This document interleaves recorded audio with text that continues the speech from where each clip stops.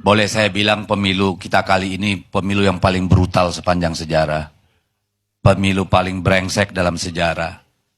Karena baru pemilu kali inilah saya menemukan bagaimana, dan bukan hanya saya, kita tinggal membuka media sosial, kita tinggal membuka media mainstream, kita bisa melihat perbincangan publik, bagaimana kekuasaan begitu eksesifnya dalam rangka menguntungkan salah satu kandidat dan merugikan kandidat-kandidat lainnya.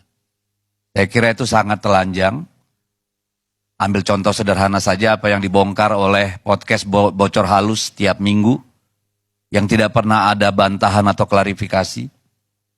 Kita lihat investigasi Tempo dan yang lainnya. Dan hari-hari ini kalau kita buka yang namanya TikTok atau yang lain, isinya semua tentang kekacauan yang terjadi dalam pemilu kita yang lalu. Belum pernah sepanjang sejarah kita melihat instrumen kekuasaan, aparat penegak hukum, digunakan sebegitu masifnya oleh, boleh dikatakan, aktor-aktor pemerintah, aktor-aktor negara. Bagaimana kepala-kepala desa dimintai laporan pertanggungjawaban anggaran dana desa oleh Polda tanpa kejelasan asal-usul kenapa dipanggil. Bagaimana kepala-kepala desa ini didatangin dan ditanyain dan dia intimidasi bahwa nanti akan diperiksa ini itu. Itu bahkan di Orde Baru juga nggak terjadi. Bagaimana dinas-dinas oleh pejabat gubernur, pejabat bupati, pejabat wali kota, menekan camat, lurah, dan sebagainya, sehingga harus melakukan kerja-kerja ekstra konstitusional dengan mendukung salah satu kontestan atau merugikan kontestan yang lain. Tentu kalau mereka ditanya, belum tentu mau bersaksi. Tapi ini kan seperti bau bangkai. Ya, yang tidak kita lihat barangnya tapi baunya sampai kemana-mana. Dan hari ini itu menjadi pembicaraan publik di mana-mana. Sampai hari ini, padahal dunia sudah semakin canggih, penghitungan di tingkat kecamatan masih banyak yang belum selesai. Kenapa? Keluhan mereka setiap menginput nomor genap, itu dengan cepat sistem Sirekap ini jalan. Begitu masuk ke angka ganjil, ini error atau hang. Sehingga proses berlarut-larut. Ada yang membisikkan kepada kita karena ada algoritma yang terjadi di Sirekap itu, sehingga harus bekerja dulu pontang-panting untuk menyesuaikan dengan apa yang diharapkan oleh seseorang gitu atau sekelompok orang.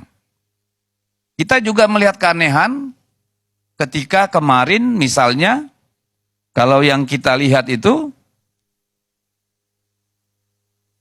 ini saya nggak tahu Bawaslu atau KPU itu mengundang ya lembaga-lembaga survei ya. Ini ada mengundang Profesor Roni Guci Rusli, pakar IT dan statistik UI, yang ingin membedah tentang kesahihan quick count.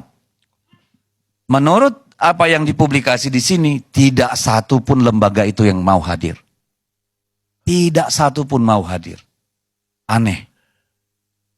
Harusnya kalau mereka percaya pada metodologi, quick count itu dilakukan netral, pendanaannya bukan dari salah satu pasangan calon, melakukannya secara metodologis dan akademis, saya kira mereka harus hadir. Tetapi nggak ada yang hadir satupun. Sehingga kalau hari ini orang bertanya apakah quick count itu lalu dikaitkan dengan Sirekap yang amburadul itu ada hubungannya? Wallahualam. Karena kalau kita mau memakai logika penalaran yang sederhana saja, tidak perlu S2, S1 saja. Berbagai survei yang kita lihat benar dan yang kita punya, pasangan Prabowo Gibran itu di angka 43, 44, ya, dan mentok di 46. Dalam kondisi pasangan calon 01 dan 03 itu juga sudah ajak. Sementara undecided voternya sudah sangat rendah. Kemudian di hari H terjadi lompatan yang sangat signifikan. Which is secara metode, secara ilmiah mungkin Bung bisa menjelaskan bahwa kenaikan 1-2% itu dalam survei, dalam dunia nyata bukan hal yang mudah. Harus ada pull factornya atau push factornya. Itu belum pernah saya tahu, saya sebagai orang yang belajar tentang manajemen pemilu dan survei, sampai sekarang saya susah menalarnya. Jadi pertanyaan-pertanyaan itu kemudian kan menjadi persoalan publik. Sangat telanjang. Oleh karena itulah dibutuhkan yang namanya hak angket. Untuk menjawab banyak persoalan-persoalan.